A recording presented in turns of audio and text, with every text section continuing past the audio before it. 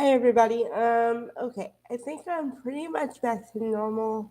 I slept last night, so that was good. Alright. So Y&R was interesting today, and when I say interesting, I mean confusing and somehow fun, but more confusing than anything because if you try to keep track of the storylines like I do, and then they do a new format, and you have to try to figure out what the hell they're doing. It's kind of confusing for 5 minutes until you get into it, and then you're like, okay, just go with the belief that nothing is going to make sense today, and you'll be fine. All right. So the big thing is that everybody is telling Sharon what she should do in her love life, and okay, it's kind of like a Christmas Carol, but a little too late in January. Because she's taken by three different people, and she also like her body turns into invisible, and she mutates to different places. I'm telling you, it's a ride. Okay, I didn't understand what was going on. I was like, what? Okay, because this is how I work. All right, I get into the story and I'm like, all right, cool. And then I'm like, what? And the more I have to say what, it's not good because I don't know what's going on. So then I have to reorient and figure out what's going on from there. Okay? Okay, so Sharon is your main thing today. And everybody's telling her how to move on, or she should be in a relationship.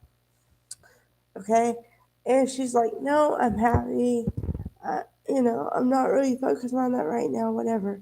But no one is hearing that. So then, so then you get her in a scenario, and you saw Tessa and Mariah today. You saw her in a scenario, right? And then they take her out of that one and put her in another one, and take her out of that one and put her in another. All right. So basically, it's what happens if whatever Sharon chooses. Okay. So if she chooses one path, stuff happens like this. If she chooses another path, it goes like that. So to be completely honest with you, I gave up about a half hour in. Okay. But basically, it's trying to show you what could happen if Sharon gives up the relationship or keeps the relationship she's currently in, although the relationship has no labels. So I don't know if that means that they're going to have the discussion and there's going to be labels after this, or I don't know. But I kind of. I felt like one piece of it was a little fast because they showed the future if Sharon didn't choose to be with Chance, and they're talking about Summer and Chance got engaged, and they're having some kind of party at the club or something, and she's showing off the ring, and I'm like, okay, so when's this supposed to happen? You just jump into love like that, and an engagement, uh, you better have a long engagement if you do that, because I don't care who you are, unless you happen to know the person you've known a while. You don't really know somebody until you've been through some stuff with them. Okay? So this whole rushing into engagement and stuff is beyond me. Um, even I've thought about like um for me, I thought about engagement. Well, really once in my life, but maybe twice. But to be honest, the first time I thought about engagement was because I thought I was supposed to do that. I thought that was the next step because we had known each other a couple of years and like 3 years, and I thought that's what we were gonna do, right? Well, it didn't work out that way, whatever. But that was 3 years in. 3 years.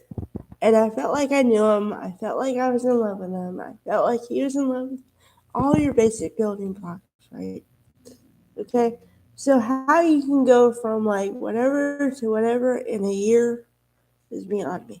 Plus, I mean, you have to you have to go through the stuff that you do. Like, even if you okay, say you get engaged today, it takes a good year to plan a nice wedding.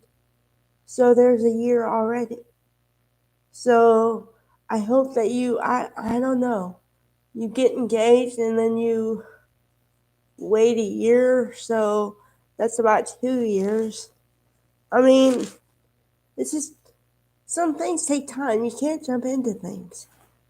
I don't know. I've never been the kind of girl that jumps into stuff like that. I mean, I my last relationship. Okay, this is also to clear something up. My last relationship was the most important relationship in my life ever. Honestly, I feel like I was finally old enough to understand what you need in a relationship and what you want, right?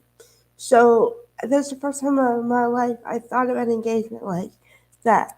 But what happened there was that we just didn't mesh in other ways. But the commitment and everything was there. So that's why I said when I lost him, I felt like a widow and not whatever else, That's why. Um.